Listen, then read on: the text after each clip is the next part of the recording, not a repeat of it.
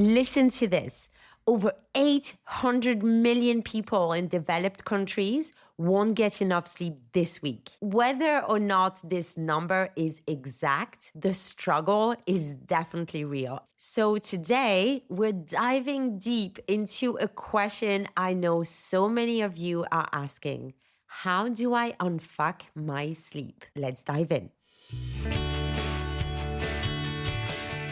Hey, I'm Noemi, former queen of bad habits and corporate go-getter turned well-being coach and personal growth junkie. And in a world full of overwhelming wellness advice, we're here to cut through the noise. This is your space to master healthy habits, transform your mindset, own your well-being, and design a life you love on your terms.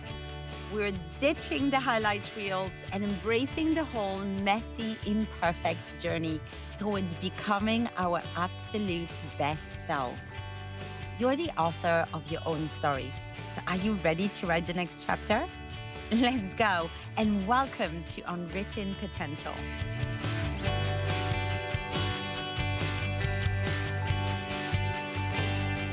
Okay, so why do we even sleep? And sleep isn't just downtime. It's not a break from life. Sleep isn't passive either. It's an active biological process. It's a full body system reboot. Sleep restores your brain, balances your hormones, regulates metabolism, locks in memory, and keeps your mood steady. Sleep is controlled by two main systems. One is the sleep drive, and the second is the circadian rhythm. So first, the sleep drive, think of it kind of like hunger. The longer you're awake, the more your brain builds up a chemical called adenosine. This chemical buildup makes you feel sleepy. But things like caffeine, for example, it blocks that buildup, which is why your 3 p.m. coffee might mess with your 11 p.m. bedtime. And then second, we have the circadian rhythm. And the circadian rhythm, that's your internal 24-hour body clock. It's very much influenced by light exposure. So when it gets dark outside, your brain produces melatonin to help you wind down. Whereas morning light does the exact opposite. It tells your body, hey, wake up, let's go. And we'll feel energy dips throughout the day. That's totally normal. Like, we're not meant to feel alert and wired and productive all day. It's totally normal. But here's a wild fact. Humans are the only species that willingly delay our sleep. And we absolutely pay the price for that. Adults who sleep less than 6 hours a night have a 20% increased risk of heart attack and stroke. After just 1 week of poor sleep, your blood sugar can look pre-diabetic. Sleep deprivation makes you more emotional, more reactive, and more likely to reach for sugar or caffeine just to function. The caffeine bit is totally me. It's my last remaining addiction, guys. So I drink way too much coffee, and my excuse is, hey, I'm French. And if you're a woman in your 40s wondering why your sleep out of nowhere has suddenly gone to hell, that might be a symptom of perimenopause. I'll probably do an episode on perimenopause soon because everyone is talking about it. And as a 42-year-old woman, I must say I definitely don't know as much as I should on the topic. So anyway, we'll probably talk about that in another episode. But hormonal shifts during this time can completely mess with your temperature regulation, with your moods, your sleep cycle. The good news, it's super treatable if you find the right practitioner, which is a whole other issue. So if you've ever snapped at your partner or skipped a workout or inhaled half a packet of Oreos after a bad day, it's not just you. It's your brain begging for regulation. And here's the biggest mindset shift. You don't need to learn how to sleep. Your brain already knows how to sleep. You just need to stop getting in its way. Okay, so what is messing with your sleep? And most sleep struggles usually fall into one of these 4 categories. Can't fall asleep, so that's your brain that won't shut up. Can't stay asleep, You can fall asleep, but then you wake up at 2 or 3 or 4 a.m. Fragmented sleep, so you're tossing and turning and light sleeping all night long. And not enough sleep. So that's when you're simply not giving yourself enough hours to get your proper night's sleep. And the cruel irony here, stress keeps you awake, and then poor sleep makes you more stressed. Chronic stress elevates cortisol, which blocks melatonin production. Meanwhile, sleep deprivation makes your stress response more reactive. It's one of those really annoying loops your body gets stuck into. While we're here, unless you're in the 0.0000025% of people with a rare gene mutation, you cannot thrive on 4 to 6 hours of sleep. That's like trying to run your phone on 2% battery and then being surprised when it somehow turns off. Very few people are actually able to survive on this little sleep. Yes, there are genetic variations in how people process sleep, and some people generally need more deep sleep, some more REM sleep. But the 4-hour crowds, they're usually running on just adrenaline and denial.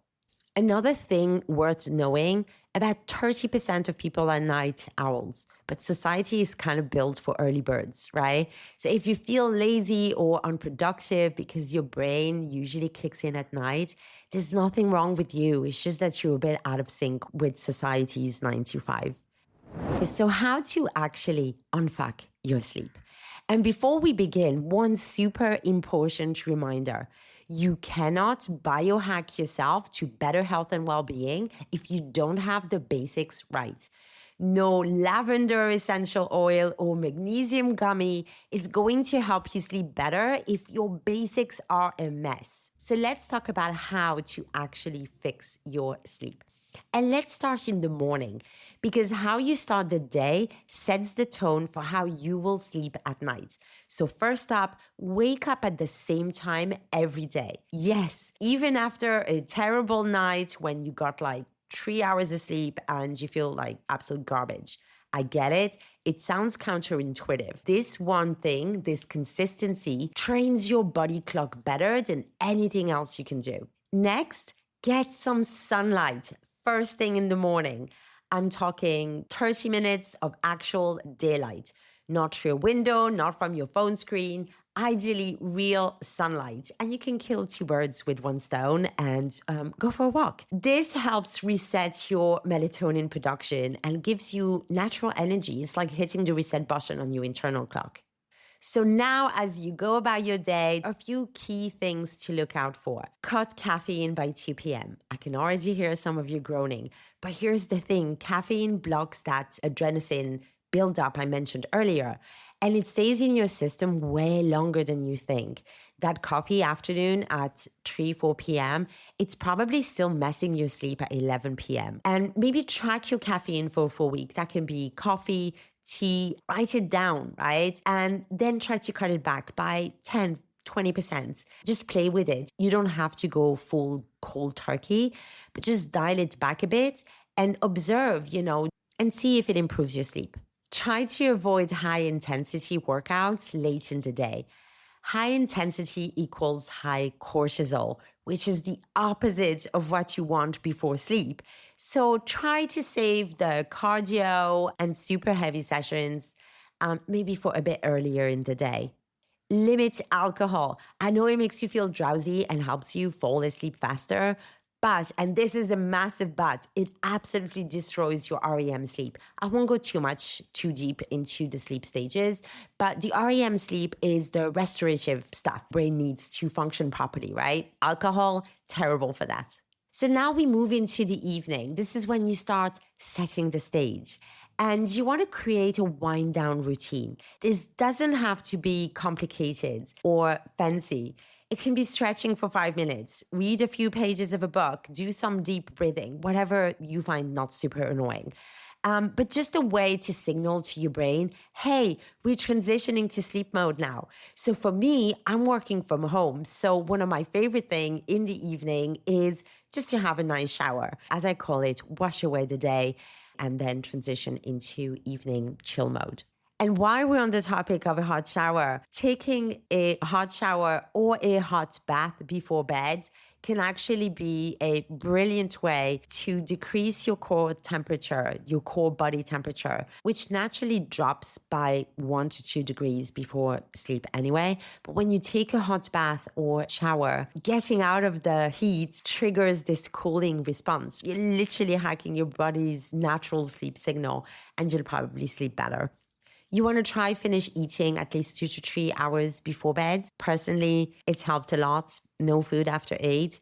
Digestion messes with melatonin production and keeps your core temperature too high for deep sleep. If your body is busy digesting, it's not going to be focusing on chilling. No screens before bed. That's a common one. Blue light is basically a melatonin killer. Instead, try reading actual fiction or journaling with a pen and paper. Go analog. Even better, get an old school alarm clock so you can keep your phone in a completely different room and you avoid late night scrolling. It's not as tempting if the phone is just not there. You can try progressive muscle relaxation. So scan your body from head to toe. And as you do that, you can tense each muscle group for 5 seconds, then release. It's super simple, but it's surprisingly effective. Another thing is there's a lot of great apps, meditation apps, white noise apps, Calm and Headspace. My personal favorite is Happier, with sleep-specific meditation or sleep stories, which can be a really nice way to kind of chill in the evening. One of my favorites, if I have too much in my brain, too much going on, is to have a constructive worry session before bed. So have a worry journal. Like take 5 minutes. It doesn't have to be right before bed, but maybe in the evening as you're winding down, take 5 minutes to write down your to-do list for tomorrow or whatever is bothering you, whatever is on your mind, and trying to get it out of your head onto paper so it doesn't follow you to bed can be really useful for the likes of us who go to bed with a head very, very full. So dump it all down onto a worry journal. So now we're in the night, the actual moment of sleep. Keep your room cool, dark, and quiet. Aim for around 18 to 20 degrees Celsius if you can. Your body actually sleeps better when it's slightly chilled. Weird, but true.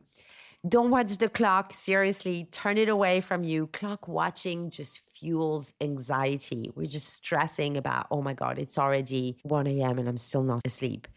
If you cannot fall asleep after 20, 30 minutes, just get up. Do something boring until you feel sleepy again. Read a book, fold some clothes, whatever that might be. But lying there in bed, checking the clock, stressing that you cannot fall asleep, calculating how many hours you have left before you have to get up, that's just making it worse because it's stressing you out. So just get out of bed, do something else, and then come back after a little while. Stop trying to catch up on sleep. We can't.